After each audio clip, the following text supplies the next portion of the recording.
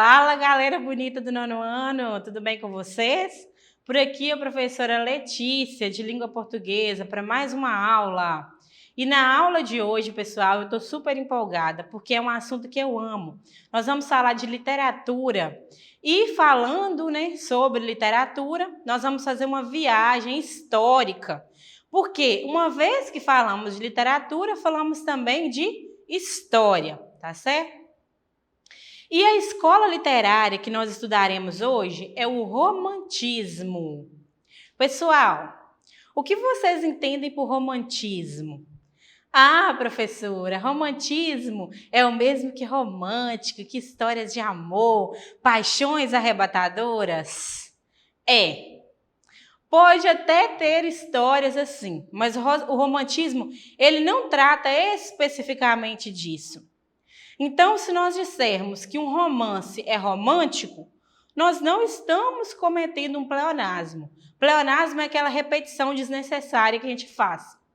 Pois romance tem alguns tipos que nós veremos depois. Então, para ser romance, não precisa ser romântico. O romance, ele é uma escola literária. No cinema, romance é história de amor mesmo, Aquelas histórias bonitinhas, que vocês sabem. O romance na literatura, ele significa uma narrativa longa ou uma literatura longa. Então, vamos a fazer aqui como que eu falei para vocês, aquele apanhado histórico, primeiro do romantismo, para depois a gente ir às características. O romantismo iniciou-se na Europa, no século XVIII até o meio do século XIX. E ele influenciou a literatura, a pintura, a música e a arquitetura. E foi um movimento de oposição ao classicismo, racionalismo e iluminismo. Ele veio trazer algo diferente de tudo que já havia na literatura. Os romances, pessoal, eles foram escritos em prosa e em poesia. Depois nós veremos a diferença entre essas estruturas textuais aí. E de que o romantismo se trata, então? Ele se trata de amor, de paixão, de amor pela pátria, pela cavalaria. Então, aqui trata do heroísmo na Idade Média, trata também da dor, da morte, a exaltação dos sentimentos. E no romance aqui, tá bom? No romance aqui da literatura, não tem final feliz. As pessoas sofrem, elas lutam pelo amor. E no final acontece o quê? Um deles morre. Para o romântico ser feliz, alguém tem que morrer. Então, aqui, eles idealizam uma vida perfeita e perfeccionista. Nada é racional. Tudo é sonho, como se eles vivessem no mundo da lua, no mundo irreal, num sentimentalismo. Então, para o romântico, tudo é muito sofrido. Pior do que essas músicas de sofrência que nós escutamos hoje em dia, viu? Garanto para vocês. No início, esses textos vinham nos jornais, publicados por capítulos. As pessoas deviam, então, esperar um capítulo por dia ou até por semana. E o capítulo sempre terminava na melhor parte. Tipo aquelas séries ou novelas que nós assistimos, que terminam na melhor parte. Então, imaginem comigo, uma pessoa ansiosa igual a professora Letícia, que maratona uma série. Iria aguentar esperar pelos próximos capítulos? Ô dó! Não ia aguentar mesmo, gente. Eu ia sofrer, se eu fosse nessa época. Eu ia sofrer igual o pessoal do romantismo mesmo. E quais são as características do romantismo? Vamos lá, então. Primeiro, oposição ao clássico. Uma estrutura longa de texto em prosa. O romance romântico, como eu disse para vocês, ele não tem um final feliz. O núcleo central, que é a única, que é uma única temática, sabe? Dentro de todo um enredo. Ele tem uma sequência de tempo, que é algo próprio da narrativa. Lembram lá? O elemento tempo é um elemento da narrativa. E aqui, o mais impressionante é que o indivíduo, ele é muito egocêntrico. O que seria uma pessoa egocêntrica? Aquele que pensa apenas em si próprio, em seus sentimentos e dores. Tá certo? Então, ele sempre vai pensar no eu. No tanto que eu sofro, no tanto que eu choro, no tanto que eu luto, que eu sou melhor por causa disso, sabe? Aqui também destaca-se o nacionalismo. O que é isso? É a exaltação da pátria e da natureza. Tudo nosso é melhor. Tudo nosso é melhor. E a idealização da sociedade, né? Um ideal de sociedade, do amor e da mulher. Aqui, gente, no romantismo, a mulher, ela é um ser, assim, muito difícil de ser alcançado. Ela é apenas um ideal.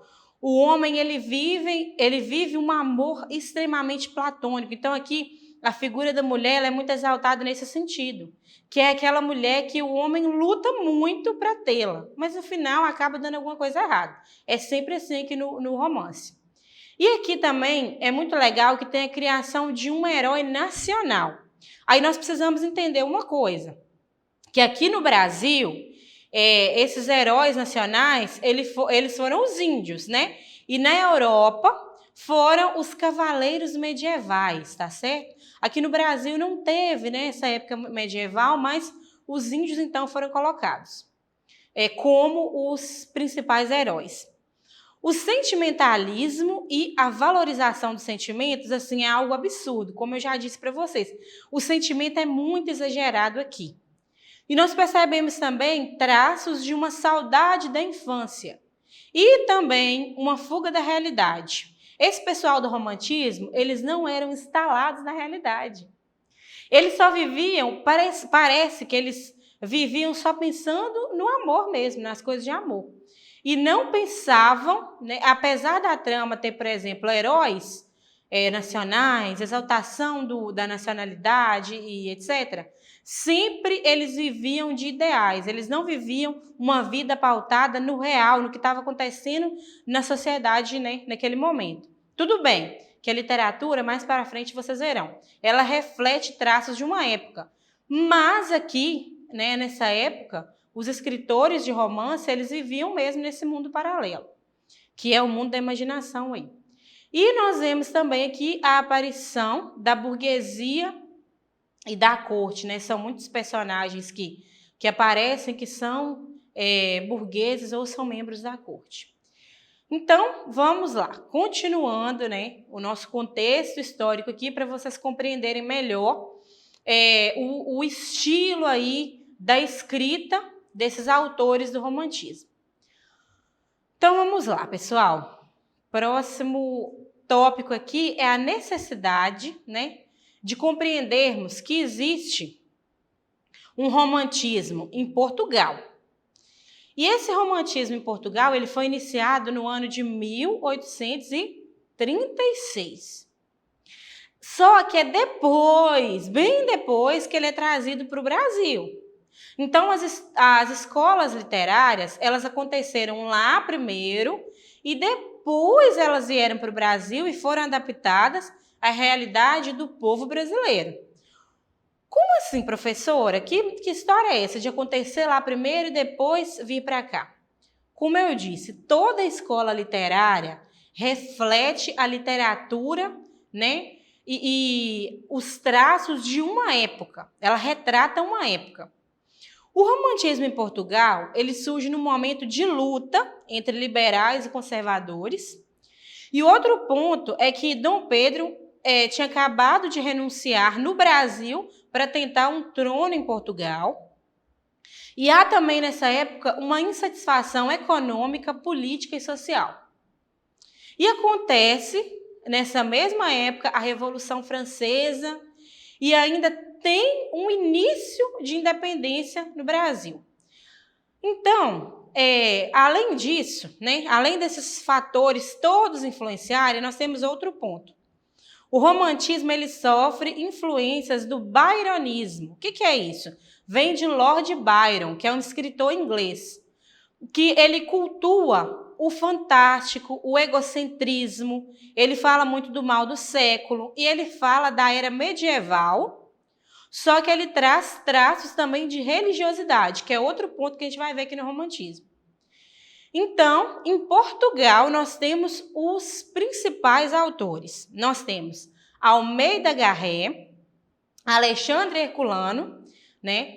Esses dois, eles são da primeira geração, porque aqui o romantismo ele vai ser dividido em gerações, em Portugal. E aí depois nós temos Camilo Castelo Branco, na segunda geração. Não dá nem para ver ele direito. Vou me afastar aqui para vocês verem um pouquinho ele.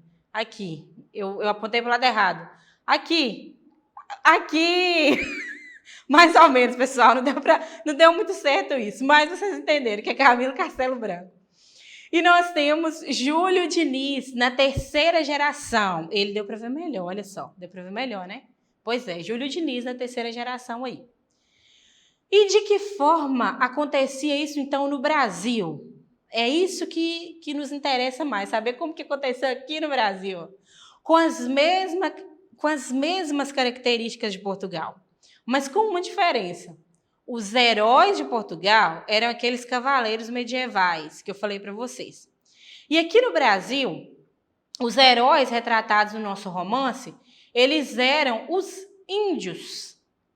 Para entendermos melhor esse ponto, nós vamos precisar entender o que o romantismo, né, é retratado em prosa e em poesia. E que existem vários gêneros no romantismo, né? Dentre eles, nós temos prosa, teatro, poesia, só que todos acontecem ao mesmo tempo. Então, um momento, olha só.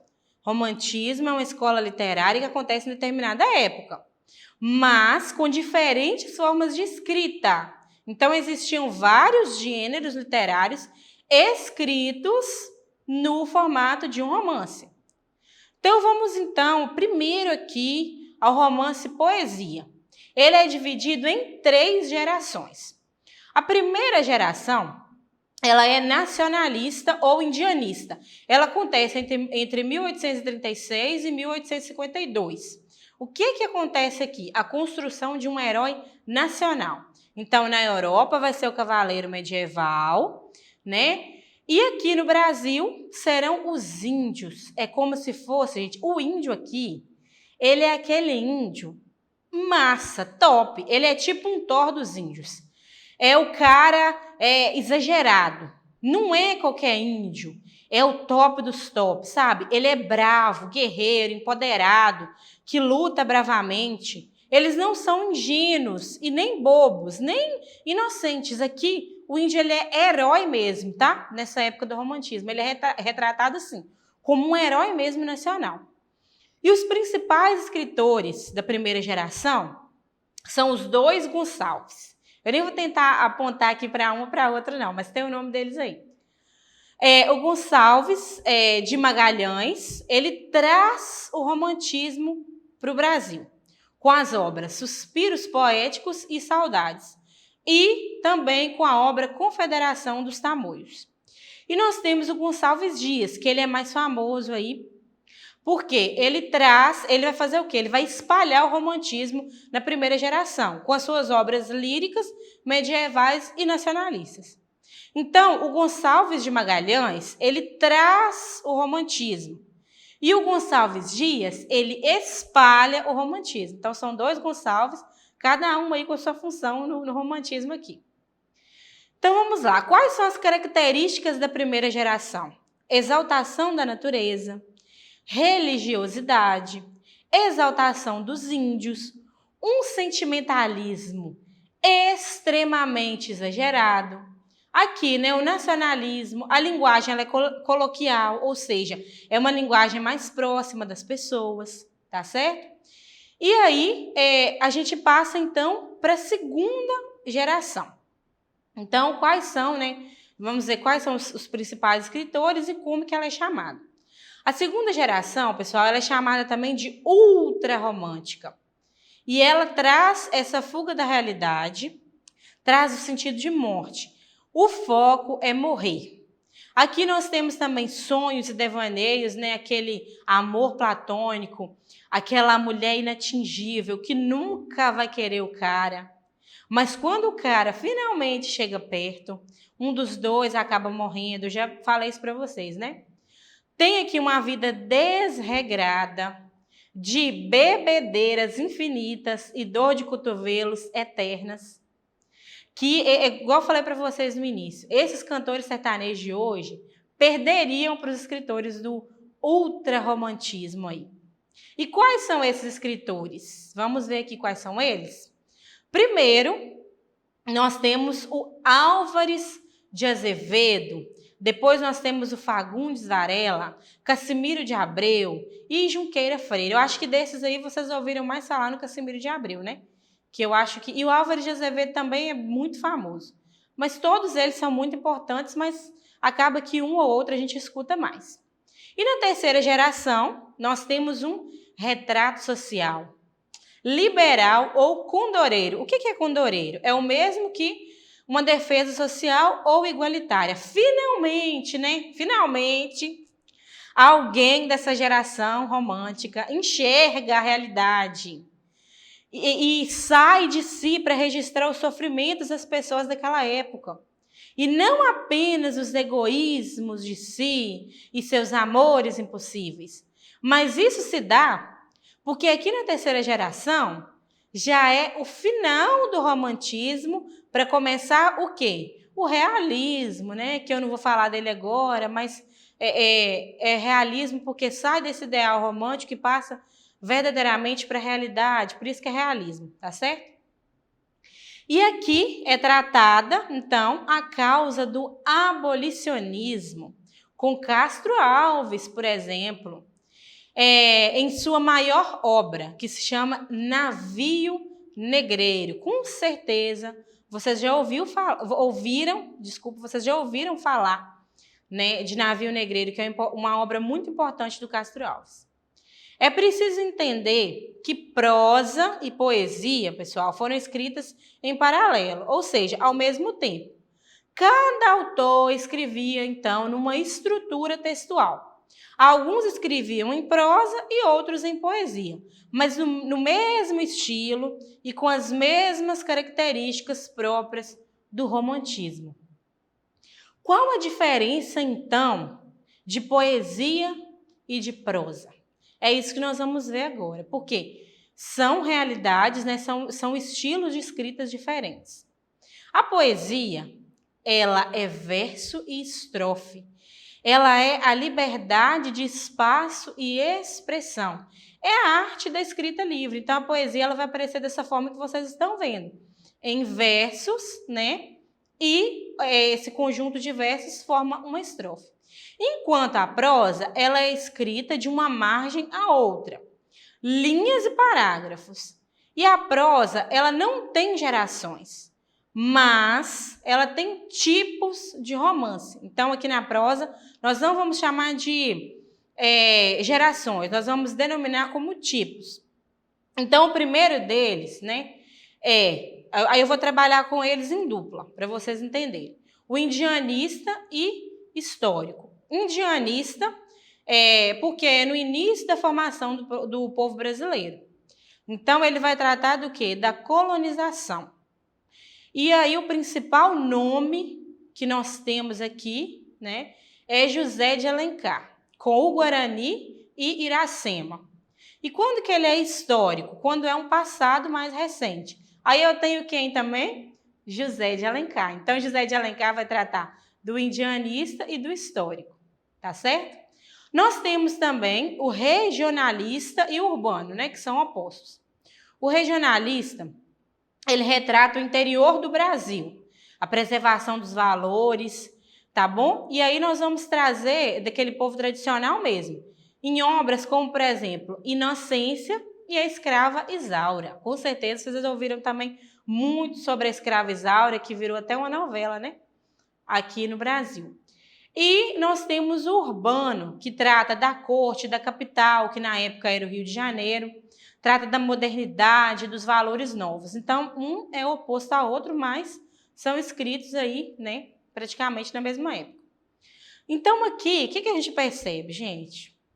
A figura de maior destaque do romantismo é quem? José de Alencar. Ele é presente nos 3 tipos de romance e prosa. Ele é o cara aqui do romantismo prosa, tá certo? José de Alencar é o nome dele. Nós também destacamos o autor Joaquim Manuel de Macedo, que ele escreveu o primeiro romance de sucesso. Não foi o primeiro romance divulgado, mas foi o primeiro romance de sucesso. Então quer dizer que antes dele, né, aconteceram outros, mas esse foi o de sucesso, que foi a obra Moreninha. Tá certo? Pessoal, é muita coisa sobre o romantismo, não é mesmo?